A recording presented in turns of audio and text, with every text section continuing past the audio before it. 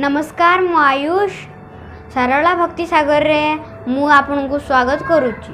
जगत जननी माँ सारला पाखे आपणकर मंगल कामना करुच्ची। आमे आम बापा माँ द्वारा दुनिया देखीचु, दुनिया को चिन्हीचु मध्य।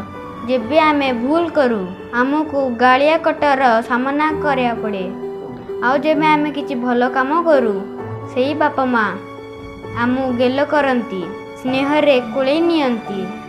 ठीक सेहीपरि एत बड़ विशाल संसार रे पिता होचंती जगन्नाथ और माता होचंती माँ सारला। आमको एते बड़ दुनिया उपहार देही बंचिबा को प्रेरणा देचंती।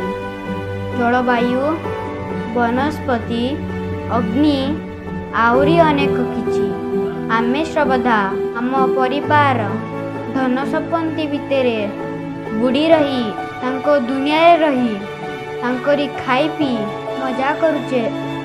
दिन राति 24 घंटा भितरे थरुटिए भी तांको मन पकाव नाही, तथापि से आम उपरे रागंती नाही। सृष्टिर कौनसी सुविधा आम पाई बंद भी करंती नाही, आमको दंड भी दियंती नाही। सेतिपाई तो जगतर पिता जगन्नाथ, सेतिपाई तो सिए जगतर माता जगत जननी माँ सारला। आमे अनुरोध करुचु व्यस्तबहुल समय मध्यरु कर्म जंजाल समय मध्यरु टिके तांको मन पकांतु, तांको हृदय रे टिके डाकंतु।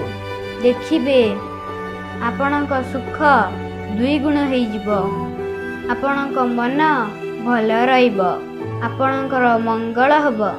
जय जगन्नाथ, जय माँ सारला। जदि आम भिडियोटी आपको भल लगिला कमेंट करिबे, शेयर करिबे, लाइक करिबे। रहुची मु आयुष, नमस्कार।